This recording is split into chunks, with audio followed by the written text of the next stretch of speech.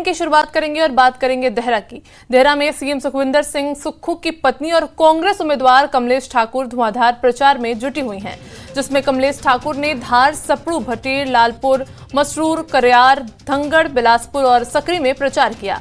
चुनाव प्रचार में उनका साथ खुद सीएम सुक्खू भी दे रहे हैं। प्रचार के लिए सीएम ने अपने पुश्तैनी घर वाले इलाके में डेरा डाला है।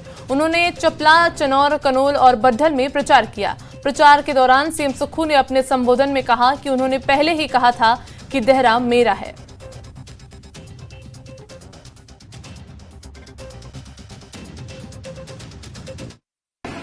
आप चिंता मत करो, मैं आपकी जो मुझे समस्या होगी मैं उनको आगे लेके जाऊंगी।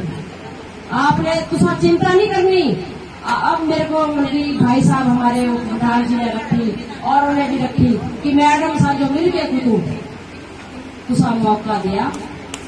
मैं एक हरिपुर जी भी बैठ गई ऑफिस लेके, देरे जी भी बैठ गई, मैं तुम्हारे बीच भी आऊंगी। मैं पंचायत में प्रोग्राम भी लगी तुसा दिन बुलाएंगे, मैं तुम्हारी दिशा निर्देश करना चाहूंगा, क्योंकि तुसा मेरे भाई बहन। तुसा ये नहीं सोचना मुझे थोड़ा देर टाइम देना, 2-3 महीने मुझे समझने का टाइम देना, समझने का टाइम देना। मैं तुसा मुझे इथू गांव पहुंचाना, मैं तुम्हारे दम पर पहुंचना। अगर मैं तुझे इग्नोर करगी तो मैं दोबारा कुछ मुंगे लेके तुम्हारे नाल आना, क्योंकि लोकतंत्र में जनता ही जनार्दन होती है। आप मेरी ताकत हो और मैं आपको इग्नोर करूं, इसके लिए मेरे को भगवान भी माफ नहीं करे। तेरा क्षेत्र जो है, यहाँ से मेरी धर्मपत्नी को टिकट मिला। मैं नहीं चाहता था कि वो चुनाव लड़े, लेकिन जब पार्टी का हुक्म आया वो आपके बीच में चुनाव लड़ रही है। मैं कह सकता हूं तेरा का जो भाग्य है, जब यहां से कांग्रेस का प्रत्याशी जीत कर जाएगा, निश्चित तौर पर तेरा के लोगों के लिए कई सौगात लेकर आएगा। आचार संहिता लगी है, जिस दिन नामांकन भरा उस दिन भी कई सौगातें आपको मिली। पहली बार एसपी का जिला हम देहरा को बनाने जा रहे हैं। आचार संहिता के कारण हम उसको अभी लागू नहीं कर सकते हैं, बंदिशें होती है। एससी पीडब्ल्यूडी का ऑफिस खोलने जा रहे हैं, निश्चित तौर पर कई और ऑफिस खुलेंगे। और जो छोटी मोटी समस्याएं हैं, जैसे एक माता जी मुझे मिली अभी, मुझे कह रही कि सड़क नहीं साड़ी बना दी, छोटी जी सड़क है। बोले घबरा मत तुसा, ये तो छोटा जा काम है। और मुझे दसा थे मनकोटिया जी की पानी की बड़ी भारी समस्या रहती थी। ये सवाल आपने से मैं 1 साल बाद पूछूंगा कि क्या समस्या है कि नहीं है।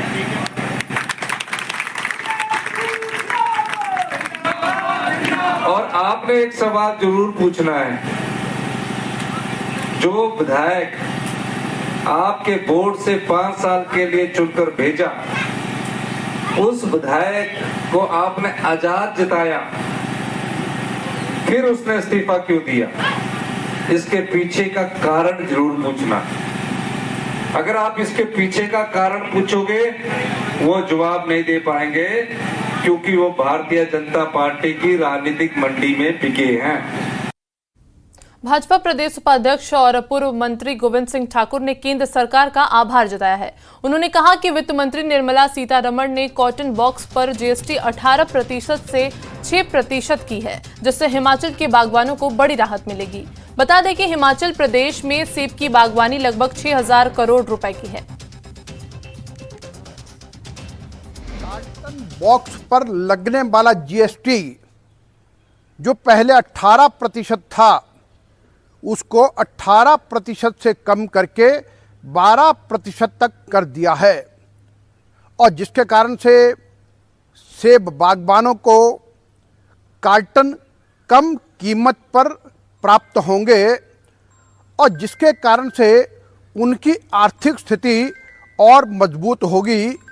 इसके लिए मैं भारत के यशस्वी प्रधानमंत्री श्री नरेंद्र मोदी जी और भारत सरकार में स्वास्थ्य मंत्री और भारतीय जनता पार्टी के राष्ट्रीय अध्यक्ष श्री जगत प्रकाश नड्डा, नेता प्रतिपक्ष श्रीमान जयराम ठाकुर जी, इन सभी नेताओं का धन्यवाद करता हूं कि जिनके कारण से ये संभव हुआ है।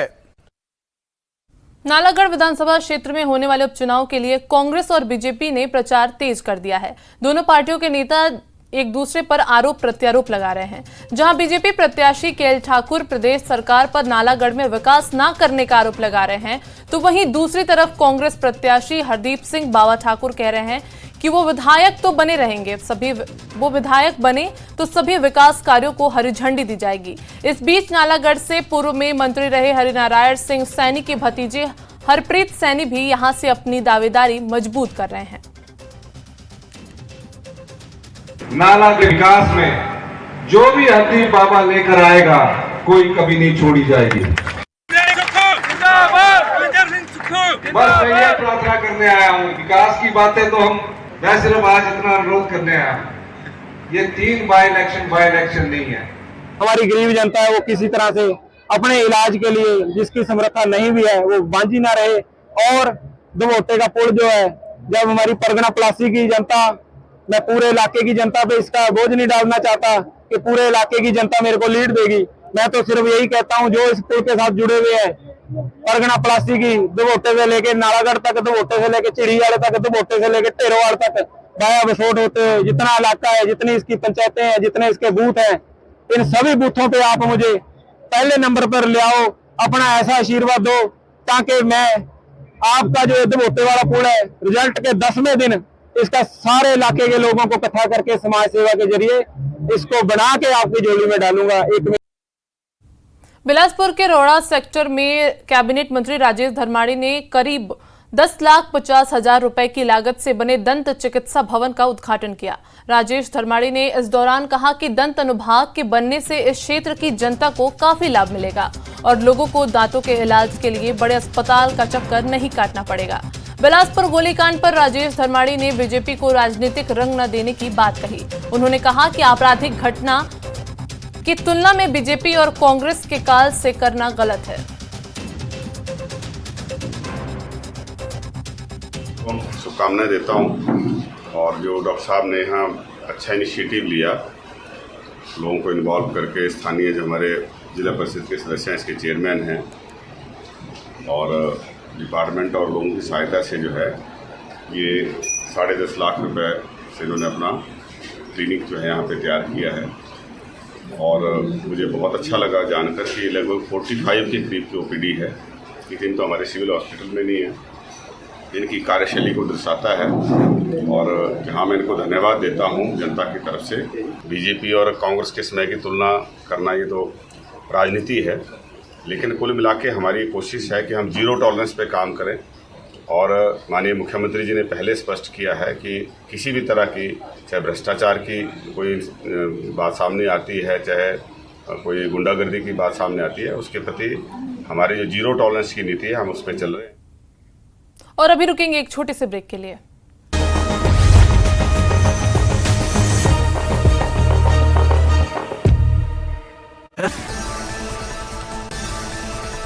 हमीरपुर से विधानसभा उपचुनाव के लिए बीजेपी प्रत्याशी आशीष शर्मा ने मुख्यमंत्री सुखविंदर सिंह सुक्खू पर लगाए गंभीर आरोप। कहा, हिमाचल के सबसे बड़े खनन माफिया मुख्यमंत्री के भाई हैं। अपने भाई को लाभ पहुंचाने के लिए मुख्यमंत्री ने खनन नीति बदली। शिमला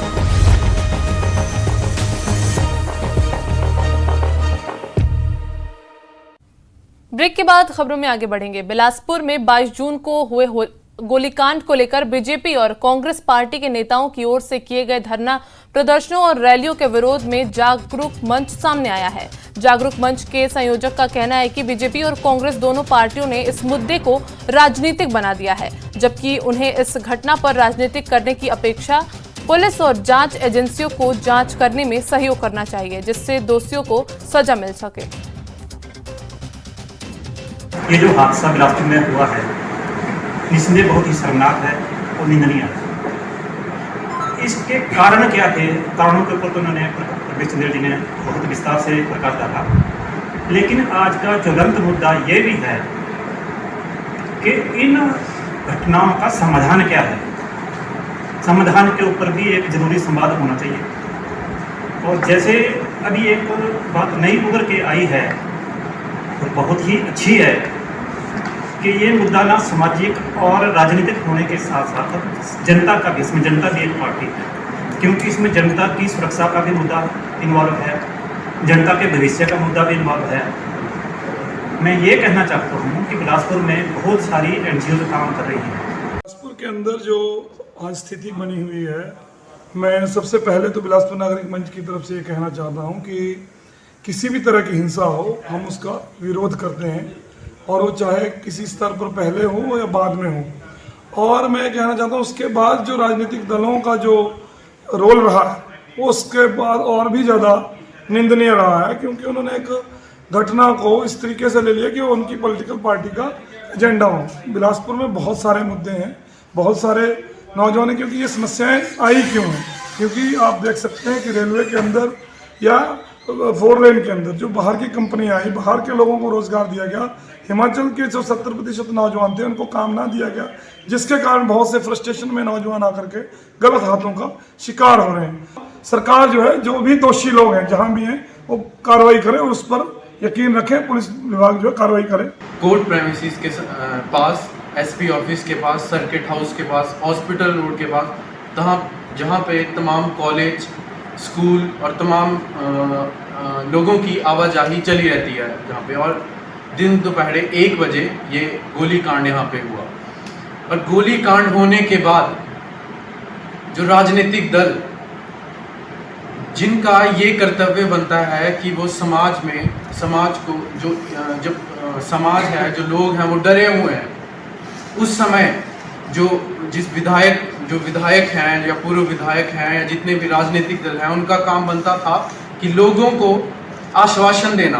हो क्या रहा है, एक कह रहे हैं इसे अरेस्ट करो, एक कह रहा है इसे अरेस्ट करो। ये जो अराजकता पॉलिटिकल पार्टीज ही इस मुद्दे पे फैला रही हैं, और जो मुद्दा बहुत ही ज़्यादा महत्वपूर्ण और जिसके ऊपर चिंतन करने की जरूरत है। सेवानिवृत्त ब्रिगेडियर मदनशील शर्मा ने बताया कि हमीरपुर में चुनाव के चलते आदर्श चुनाव आचार संहिता लागू हो गई है, जिस कारण प्रदेश के हजारों पूर्व सैनिक की नौकरी के लिए की जाने वाली प्रमाण पत्रों की जांच पर रोक लगा दी गई है। उन्होंने आगे बताया कि लगभग 1000 से अधिक पदों को भरने के लिए अपनाई जाने वाली प्रक्रिया शुरू होने से पहले ही स्थगित हो गई है। आदर्श चुनाव आचार संहिता हटने के बाद इस प्रक्रिया को शुरू किया जा सकेगा। देखिए, पहले तो ये मैं बताना चाहता हूँ, हम लोग एक्स सर्विसमैन के डॉक्यूमेंट्स लेते हैं वेरियस पोस्ट के लिए और केवल नॉमिनेट करते हैं, फाइनल अपॉइंटमेंट वो डिपार्टमेंट देता है। इस कोड ऑफ कंडक्ट का हमारे को कोई असर नहीं होना चाहिए कि हम अपॉइंटमेंट नहीं कर रहे हैं। हम उनके डॉक्यूमेंट चेक करते हैं क्या वो किसी पोस्ट के लिए एलिजिबल हैं और उसका पैनल बनाते हैं। तो इसके लिए भी हमारे ऊपर मॉडल कोड ऑफ कंडक्ट लगा दिया जाता है कि जो कि नहीं होना चाहिए। दूसरा, अभी हमारे जैसे ही ये model code of conduct lift हुआ, शायद 6 तारीख को, हमने 7 तारीख को अपनी नोटिफिकेशन डाल दी, जिसमें कि हमने कोई 80 इंटरव्यू रखे थे अगले 3 महीने में, और उनके जितनी हमारी वैकेंसी थी, करीबन 1000 से ज़्यादा वैकेंसीज के लिए हमने उनके पैनल्स बनाने थे, और मेरे जिनके डिपार्टमेंट्स की पैनल्स आई हैं, पैनल नहीं, उनके जितने रिक्वायरमेंट थे उनके नाम भेजने थे, और फाइनल अपॉइंटमेंट तो उन डिपार्टमेंट ने देना था। ये सब कुछ फिर से बंद हो गया है। रविवार को डॉक्टर श्यामा प्रसाद मुखर्जी के बलिदान दिवस पर बीजेपी हेडक्वार्टर पर बीजेपी नेताओं ने श्रद्धांजलि सभा का आयोजन किया।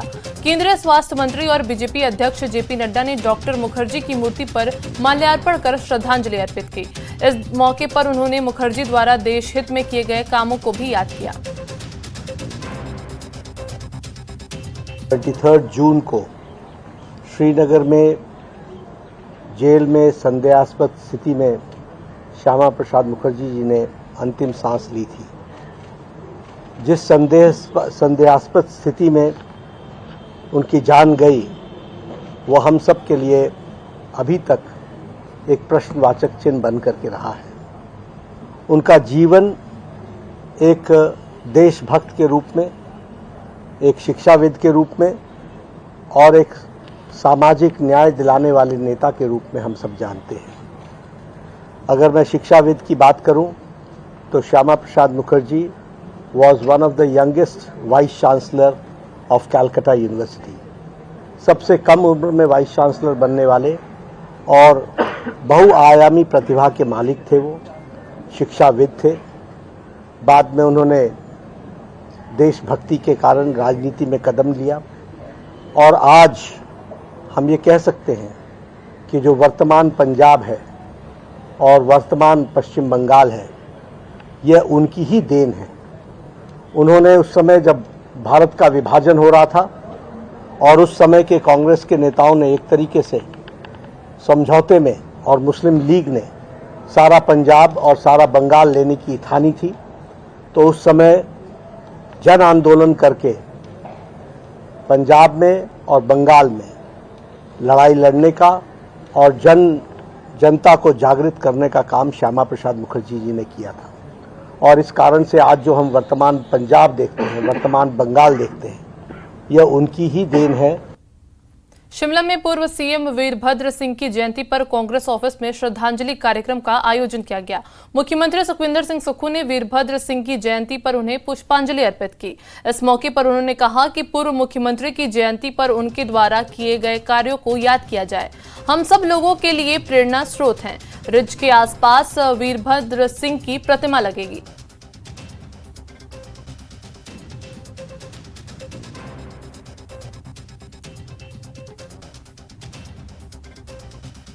स्वर्गीय वीरभद्र सिंह जी हम सब लोगों के लिए एक प्रेरणा के स्रोत थे। मुझे उनके साथ तकरीबन 20-22 साल काम करने का मौका मिला और निश्चित तौर पर वो जिस प्रकार कांग्रेस पार्टी में जनता की सेवा करते रहे थे, उन्हीं की जो सेवा भाव को हम आगे बढ़ा रहे हैं। देखो, अभी तो चुनाव का पहला चरण हुआ है। जब नॉमिनेशन होता है पहला चरण होता है, अभी दूसरा और 3-4 चरण होते हैं कोई भी इलेक्टोरल पॉलिटिक्स में। तो अभी तक हमारा ये मानना है कि हम ये तीनों बाई इलेक्शन जीतेंगे। वहीं शिमला में कांग्रेस प्रदेश अध्यक्ष प्रतिभा सिंह और विक्रमादित्य सिंह ने भी वीरभद्र सिंह को श्रद्धांजलि अर्पित की। इस मौके पर एक बार फिर रिज मैदान में पूर्व मुख्यमंत्री स्वर्गीय वीरभद्र की प्रतिमा लगाने की मांग उठी। मुख्यमंत्री सुखविंदर सिंह सुक्खू ने प्रतिमा लगाने की बात कही तो प्रतिभा सिंह ने इस मुद्दे पर मुख्यमंत्री से बात करने की बात कही और वीरभद्र सिंह के दिखाए मार्ग पर हमेशा चलने की बात कही।